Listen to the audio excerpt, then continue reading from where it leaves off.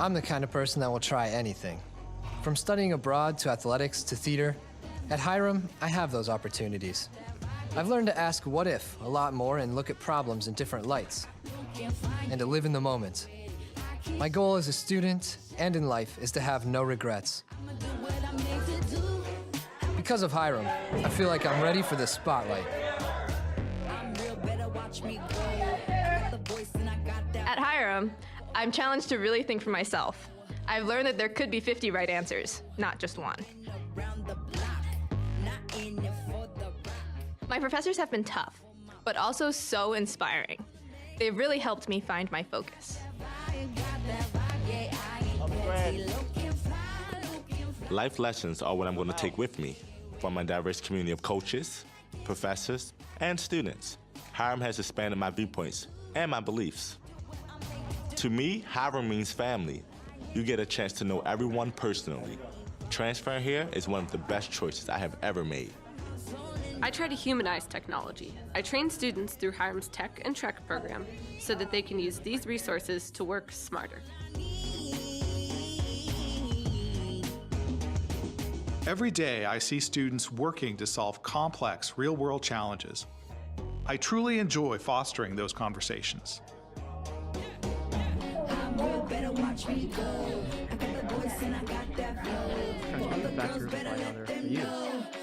All right, so I gotta head. I'll see you later. Okay, see ya. People make the difference here.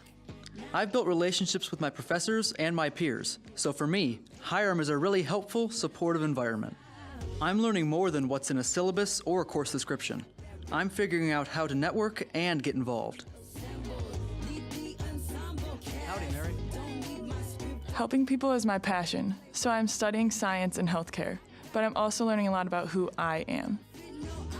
By taking care of the people, the animals, and the environment here, I know I can make lives better. I came to Hiram for a degree, but I'm leaving with so much more. I am ready. Prepared. A work in progress. I am passionate. Bright.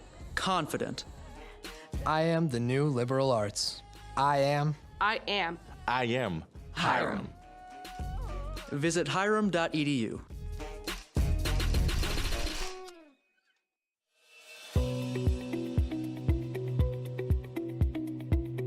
Welcome to Fireside Chats, 60 minutes of stimulating conversation with some of Northeast Ohio's most interesting entrepreneurs. Get the inside story from folks who have taken the leap and who are willing to share what they've learned, the good, the bad, and the inspiring. Fireside Chats, real entrepreneurs, real stories, real learning. Fireside Chats are brought to you by the Center for Integrated Entrepreneurship at Hiram College. Be sure to look for our Fireside Chat podcasts where you can listen on your own time and our dime. For more information, visit hiram.edu/entrepreneurship. Now, let's get chatting. So for everybody here, I had a very interesting dinner meeting tonight with your speaker, and a very interesting speaker. Anne has done a lot of good things throughout her college career. One of them is she's kind of put together her own business. And she did it right out of the college dorm, so to speak. It started really taking off. And it started taking off to the point where it became something she got very serious about doing upon graduation. Your speaker today's only been out of college about 6 months, but she's been in business for about the last couple years. And she's got it to the point now where there is no daytime job, there's nothing else, she's just doing the real business. So I think this is really interesting for all of you because the majority of people here are really all students. And not for every single, I don't know the lady in the back, but in any case, let's just say the majority of us are all students here. And it's a good chance for you to say, hey, what's it like? Somebody of my own age, so to speak, has a chance to do something, and maybe we can parlay that into something our own selves later. As I said, we had a very interesting dinner meeting, and I think you'll really enjoy your speaker. So if you would, help me welcome your speaker, one of you from Kent State University, just recent graduated, Anne Skoch. Thank thank you so much for having me here. I'm really, I love sharing my story and telling people about my business, although I know most of you are men, so you might not connect with it like a lady may, but I hope to kind of let you know that you can do anything after college, and opportunities come about that really can get you closer to your dreams a lot sooner than you think. So, like Dave said, my name is Anne, and I am the owner of Anne Cate. And Anne Cate is a Made in America accessories boutique that specializes in skyline silhouette purses and pillows like these here that are all cut and sewn here in Cleveland. So we manufacture them, they're all designed here, and they are fulfilled out of our studio in Cleveland here. And like he said, I am a recent graduate of Kent State, where I studied fashion merchandising with a minor in entrepreneurship. And this has always been a dream to be an entrepreneur and run my business, and I'm so lucky to be able to be pursuing it right out of college. I really never thought I'd be here so soon, but I really am so blessed to be here. So a little bit more about Anne Cate. We began 2.5 years ago, but I've been an entrepreneur since I was about 13. I got my first sewing machine when I was 13, and always loved to create products, and I found that a lot of people like to buy my products. I'd make purses and handmade jewelry. It was very, very teenage, very young, but I still was able to make money out of things that I made, and I thought that was awesome, that I could get some spending money by selling a little purse I sewed up. So that, I had a passion for creating so much so that I chose to pursue fashion and entrepreneurship when I decided, to take the step to get college. And in my sophomore year of college, I went to create some unique throw pillows for my dorm room just to match my black and white aesthetic. And I made these pillows with the Cleveland skyline on them and the New York skyline, because those were my two favorite cities. One thing led to another. My mom shared the pillows on her Facebook, and people really encouraged me to sell them. So I tested them out on my Etsy store that I had, and 6 months later, I had American Greetings requesting to wholesale them. So it was kind of a night and day thing, and I really, from that point on, decided I wanted to do this business full time, and that I had a really unique product, and that it had a lot of potential. And so from that moment on, my sophomore year of college, I took a little teenage Etsy store and rebranded it to what is now Anne Cate, and am focusing on simplistic accessories that are made in America here. So from that wholesale order from American Greetings, we've been in business for 2 years and have really grown since then. So a little bit more about Anne Cate. Right now, we only offer this skyline silhouette product, so we do not offer any other accessories, but we offer over 85 different skylines. We started with one skyline. They all are hand designed by myself, but we've scaled to 85, and it's really exciting because there's 85 different potential markets for me to sell. The way I've designed the product is really founded on the beauty and simplicity, and I'm really capitalizing the whole business on that. So our designs are just a simple black and white silhouettes, and that's intentional. The city skyline is not listed or on the product at all, the name of the skyline. There's no text on it, and that's just because I have designed them in a way that they're really simple, but really bold and recognizable. So they're designed to be as depictive and unique as possible, so that someone from Akron will instantly know if the product is an Akron skyline. They'll instantly know it's their city. So you may not be able to recognize that city, but the person who's receiving the gift or receiving the product will instantly know. So we're really trying to cater to the beauty and simplicity, and that you can still be bold and simple through our product. Our product, we've had a lot of success with it. It's been really exciting. This business started with me sewing every product myself, and I still sew a lot of our product. But we capitalize a lot on the emotional connection that it provokes. So I know it's just a purse or a pillow, and it's not necessarily solving a problem, but these products really do tell a story, I had an opportunity to study in New York, part of my time at Kent State, and so New York has a place in my heart. I'm from Cleveland, and I love Cleveland, and just myself alone, I have a lot of different places that have impacted my life, and so I have products of those different places because they hold a special piece of my heart. And I found that almost every single person shares that, where they either travel to a city they fall in love with, they have a dream of moving to a city, or they miss their hometown city. And so my products really cater to that person, and also the city lover, the Clevelander who is obsessed with everything Cleveland, and the city lover who just really appreciates their city. So that emotional connection is really apparent in our products. And my products, I like to say, capture the meanings, memories, and moments of cities around the world. I've had people buy my products because they're taking a girls' trip to Nashville and they want Nashville purses, or they got engaged in Chicago and this pillow was where they got engaged, and they're getting married in Cleveland, so they got a Chicago and Cleveland pillow. Or someone really misses home and they bought a pillow of that hometown city as they've just moved away to a new city. So I really have found there is a lot of potential for sale with the emotion that a product can provoke. And I've really capitalized on that. So that's been really exciting. A little bit about our manufacturing process. I am really passionate about products that are made in America. And there's one thing to be a handmade business, but there's another thing to be a made in America business. And that's what we have become. It started as a little handmade business out of my house and my dorm room and apartment.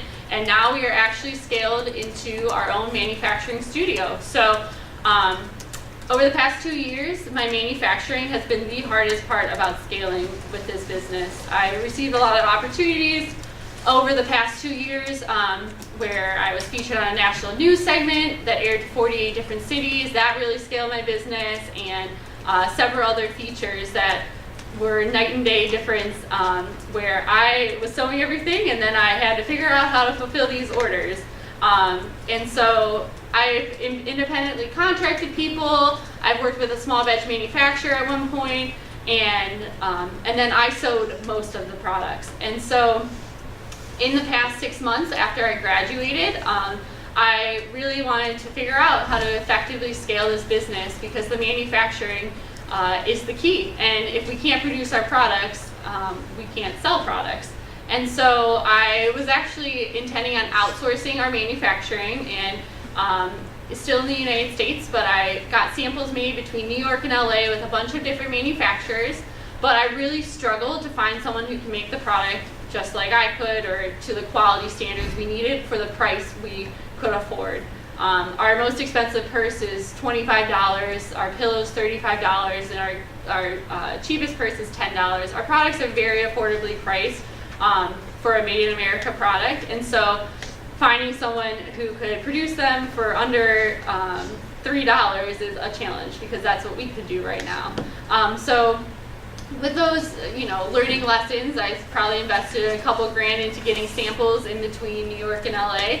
And I said, all right, well, no one can do it. I'm just going to scale vertically and set up my own manufacturing studio. And so that's what we did. We found a right place. It was very affordable. We acquired about $5 grand in assets, got our own sewing machines, cutting tables, irons, and we are manufacturing our product here in Cleveland. So it's been really exciting. I pride myself on quality and affordable quality, and I really think our business embodies that. So it's not a complete selling point that we're made in America and made in Cleveland, but it's really important to our business and important to our quality.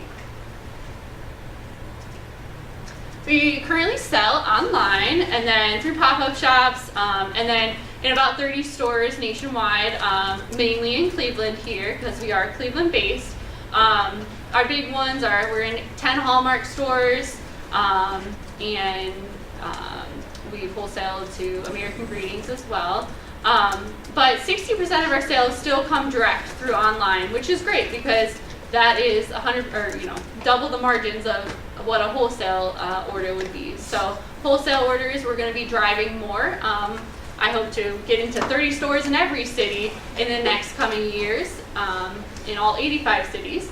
But for now, we're working one day at a time and scaling small but steady with our clients. We've had a lot of success with our small boutiques that we work with who order, maybe 25 units at a time, very small orders, but who turn inventory like very fast. And so that's kind of a niche for us, is these smaller boutiques that are a little higher end, but can still give us a lot of reorders, versus a Hallmark, which we do well in Hallmark, but there's a lot more larger assortment in those stores, and a unique product doesn't stand out as unique as it would in a small boutique. So it's been an interesting learning process to see where our products do really well and where our customer is at, and I hope to take that to the next level this next year. In the past 2.5 years, we sold over 5,000 products, so we are very small, but we are growing. I like to just put this up here just because to me it's a really big accomplishment. Even though we are small, that's a lot of products, and just about every single one of those has been sewn by my hands. So, it's been exciting to work on all ends of the business, but hopefully something I can step away from this coming year, so I'm not sewing and I can start selling more. Just a little bit more about me in the studio. So I'm the only person on my team right now, and I hope to be expanding the next couple months actually. Now that we have our studio space, we signed the lease in January, so this is a brand new thing for us. We're all set up, and it is a showroom and manufacturing studio space, but it is only me right now, and that is hard in the sense of I'm, wearing all the hats. I'm marketing, I'm reaching out to clients, I'm manufacturing, I'm fulfilling, I'm the creative director, I'm, customer service, and I really do love all of that, but I'm excited to start growing my team and bring on interns and scale our manufacturing, because right now I can sew about 50 products a day, and that only caps us off at a certain amount per week and per year. So it's an exciting time to grow my team, and it's one thing that is a challenge, because I want someone or anyone who comes on my team to be as in love with the brand and as aware of what we are intending to be as I am. And I know that will be challenging, but I'm excited to expand, and there's so much to learn from other people as well, and I really think we'll be able to grow very fast as we grow our team. So right now we only have this Skyline silhouette product, and we offer this broad assortment, or a deep assortment of 85 different Skylines, and it's been a really great gift product. 75% of my customers re-gift their products, so they are not the end user of the purchase. And so I hope to continue to develop our brand. We've worked really hard to develop the Anne Cate brand under just the beauty and simplicity and quality and just a very classic style. But that also provokes a lot of feeling and meaning. And so the plan is to really drive this product for the next year, but in the process also start developing new product in the same giftable realm, but mainly in simplistic accessories. I want to become like the next Kate Spade, but in my own brand, and drive just the unique, simple products and accessories. So we're going to stay in accessories, and really I only intend on staying in purses.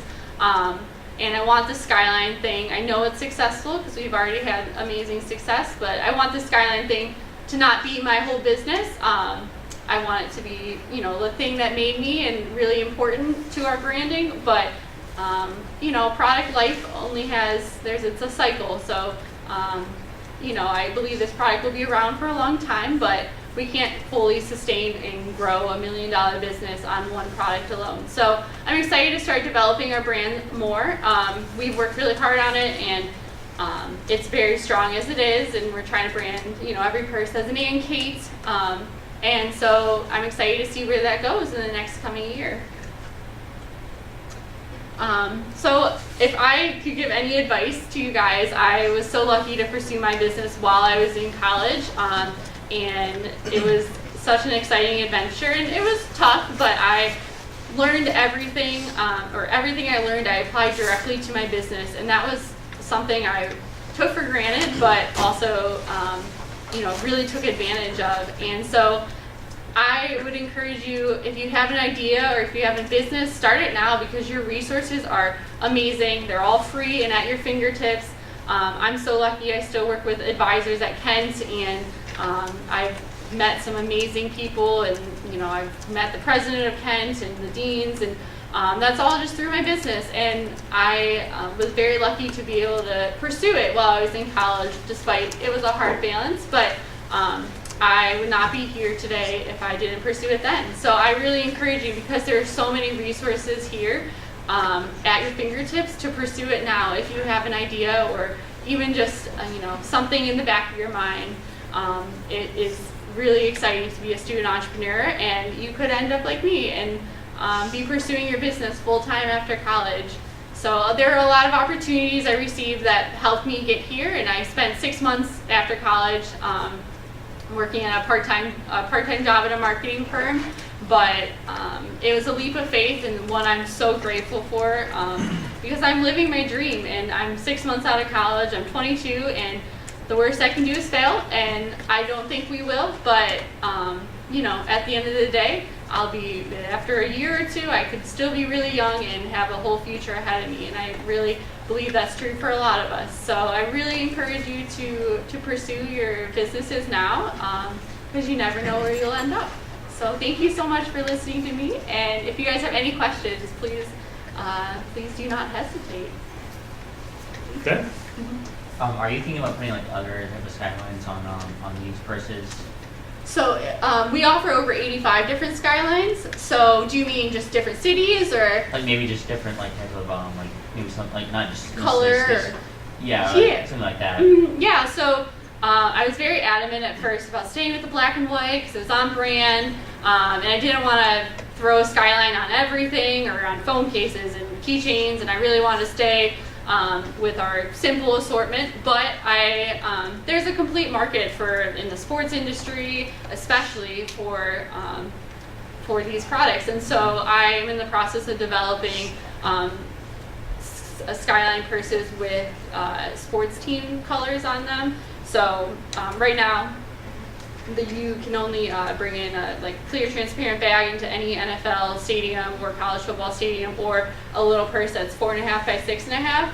And so I'm developing the regulation size purse in the team colors, and I'm excited to release that. I'm going to do it in about July for Indians, and then for Browns, and I'm just going to test it with that in Ohio State for one city, and we'll kind of go from there. So I'm definitely experimenting with some color, and going to be getting into some different realms, and that's just more to sell the product. That won't really help grow the brand as much, but it will be a great way, because the product is perfect for sporting events and things of that nature.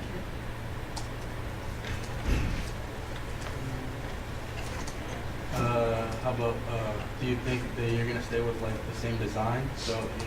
Yeah, so I want the skyline thing to be a really important part of the business, but I want to develop new simplistic accessories in the next coming year. We'll stay definitely in purses for now.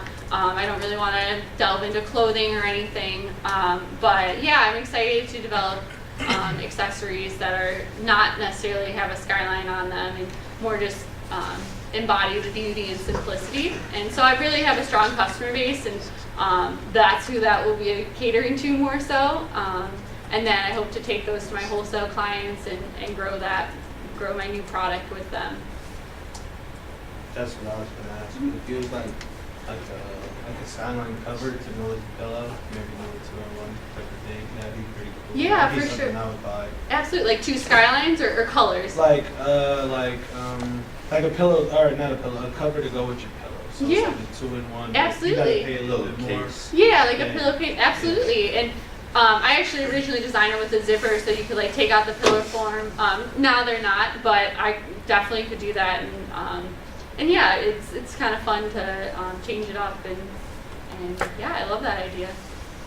So how often, because I was reading in the Kent State e-letter, how often are you getting people suggesting skylines to you? Because you said that you typically would make them. Yeah, so we started with one skyline, and then I knew I was going to be featured on the national news segment, and so I designed all 48 of those city skylines. So it was like it was through Channel 3 in Cleveland, but it was for their whole network. And so essentially like Channel 3's like Cleveland little news stations in all these different cities. So it wasn't like a Good Morning America national, but it was through their network. So that helped build my portfolio of skylines. And then absolutely, in the first 6 months, I probably got like a request a week, if not more. Now, maybe one a month. And it takes me about an hour to design them. I take research online, and I work with the customer one-on-one to make sure it's exactly what they want. But yeah, so it was very frequent when I first started, and now it's not as much, but we have just about every skyline. Now I'm getting like really random ones. I had a split Croatia over Christmas. I had like Copenhagen, some really like obscure that are actually very challenging because they don't have as iconic skylines as like a simple New York, or but they're fun too because then I could design, you know, the monuments or the iconic buildings. Like I've done Rome, and I have the Colosseum in there, and some of the old structures in the city that are still recognizable. So yeah, the designing, it's not a big time commitment, and I don't really charge for that, but it's definitely a part that adds to the business and adds to the equity of the business. As we have more intellectual property, the more value you have. So. You ever had like international sales, like anyone who's like, because I know you on your website you have, you were just saying you have international cities. Absolutely. So have you ever tried to like maybe send out like, or like have someone from like say Rome buy one and, you know, send it to Rome? Yeah, for sure. So the international skylines I sell my customers are more so like they're travel lovers, or and they're US based. But I've sold probably maybe like 10 products internationally, and they were to like London or things of that nature. I really have not delved into any market other than Cleveland in terms of like wholesale. But I'm excited to, and so definitely I want to as we grow.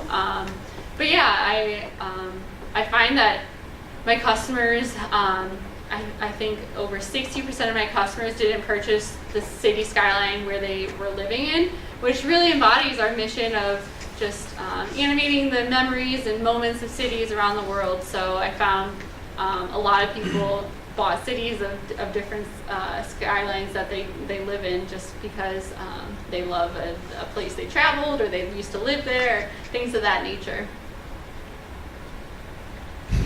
I wonder, is there any way you could actually take like a real picture taken by someone who went to like Paris or New York and put it on a bag like that, or was that is that where you kind of get into issues? I wonder. I mean, would that even be a good idea, you think? Or absolutely, yeah. It's more of a I would have to be more of a made-to-order model, and I don't really offer that as much on my website, but it's absolutely possible. So how it works is my fabric. I order like by the yard. I can build a yard any way I want, so I can put 50 purses in one skyline on a yard, or I could put 50 purses of 5 different skylines on a purse. I can design it any way I want, and so the fabric is digitally printed. It's not screen printed, and then it's cut and sewn in Cleveland. So we can really take any design, any color. It wouldn't affect the price because the yardage is you just order by the yard. So I could take a photo and I could throw it on a purse easily. But yeah, it's a whole different market, and I have found that one of the biggest challenges is definitely inventory and the manufacturing behind it.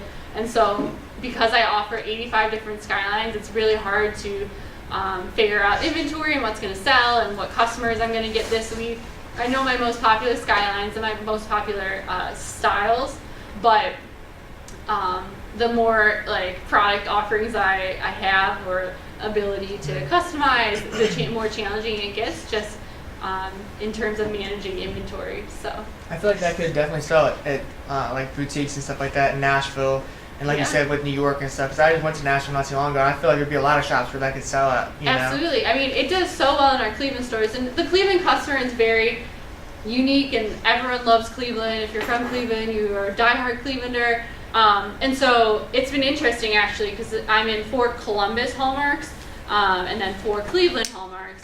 And my Cleveland ones turn inventory like double of what Columbus does. And it's because, you know, I don't think people love Columbus like Clevelanders love Cleveland. And so it's interesting. It still does well, but I'm trying to first reach those cities that are just like Cleveland and drive those, because they're the people who will buy this product and buy like 5 of them. I just offhand, when I was featured on the news, St. Louis was huge. They were absolutely I sold so many St. Louis products, and so that was kind of funny. And I felt like they have that same connection Clevelanders may have. I found Portland was really a big seller, and then Nashville is also a really big seller. I think everyone that goes to Nashville falls in love and wants to go a million times again. So I find a lot of people will purchase that skyline as well.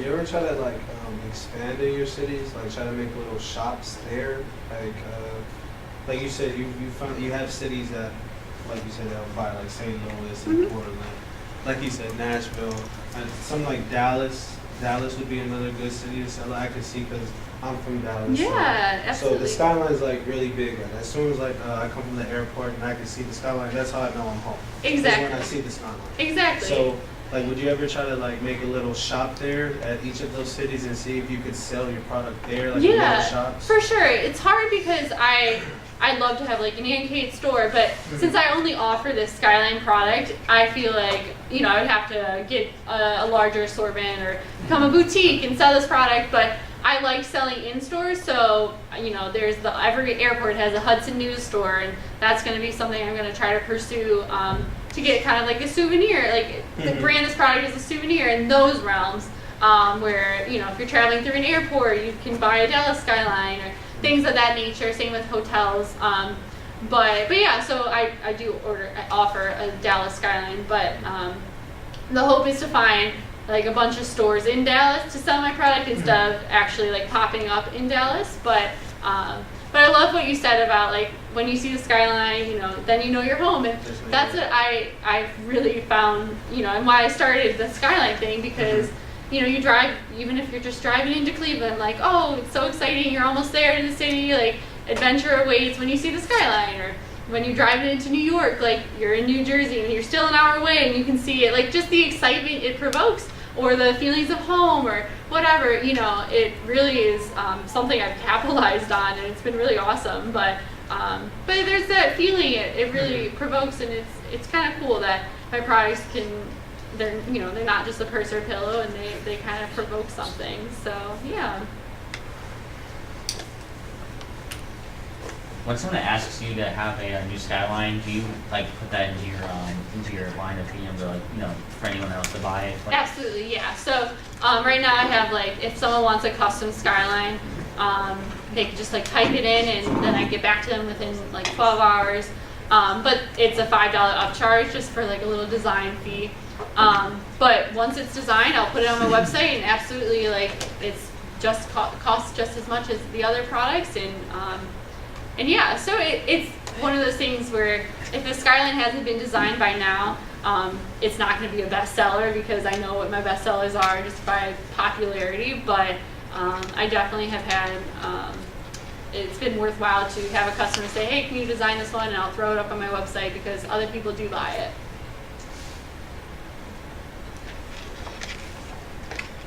Other questions? What would you say is the favorite skyline that you've designed? That I've ever designed? I mean, my favorite two are definitely Cleveland and New York, and that's just definitely biased. But after I lived in New York, I redesigned my New York skyline, and I think it is my favorite, and it was so fun to design because I knew all the iconic buildings, and so I was like, okay, this is this, this, and this, and they're really detailed, which was fun for me.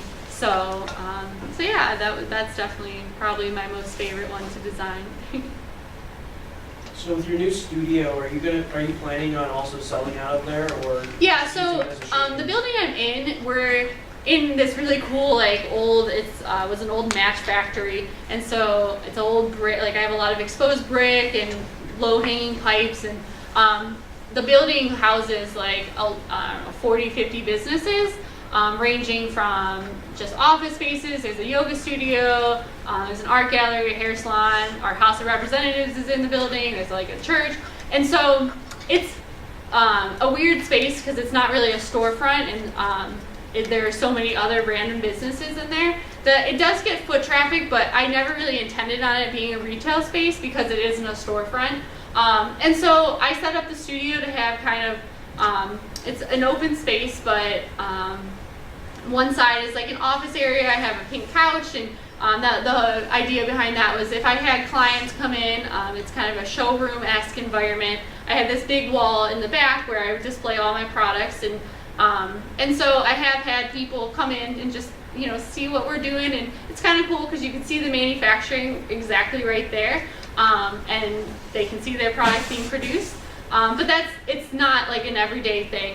I'm pretty, it's just usually me, and once in a while I'll get someone to walk through, but when that happens, I do sell product, but yeah, for the most part, it's strictly a manufacturing studio, and that was the idea. Like, it wasn't intended on being a retail space anyway, but if I'm in there and my door's unlocked, and people can definitely come in and buy a product, because I have it displayed in an area. So yeah, but I intend on having open studios like once a month. The building does like a once a month open studio with all the artists and all the other businesses, so that'll help with just general PR and general growing my business. But yeah, I don't, since I only have this one product right now, like a retail space wasn't necessary or practical even. But as we develop, you know, maybe we'll have a small little retail space and kind of go from there.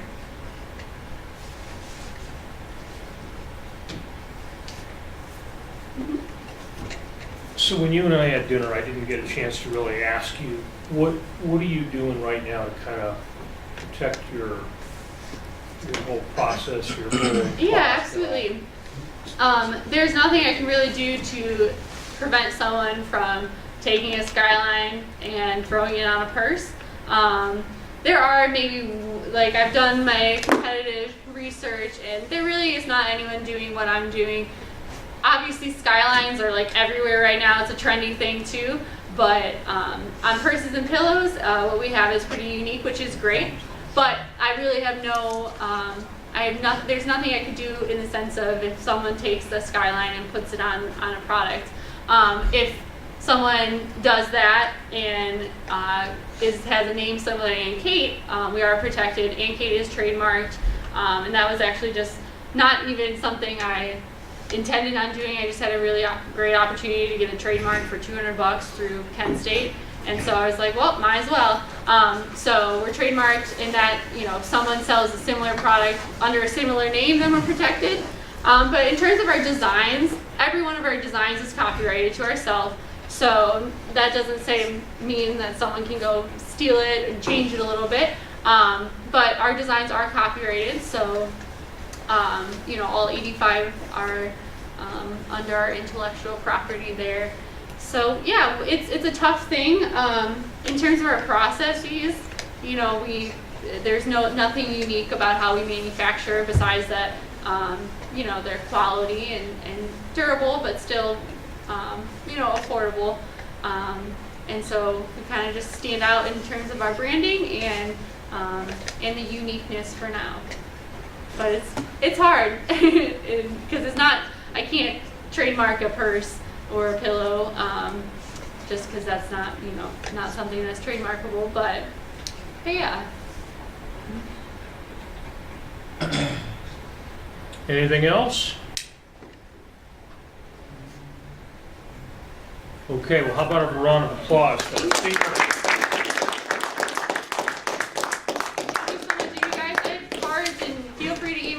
Any questions along the way, but I wish you all the best, and that, you know, you guys are all entrepreneurs. entrepreneurs now and in your future. So thank you. Thanks so much. you.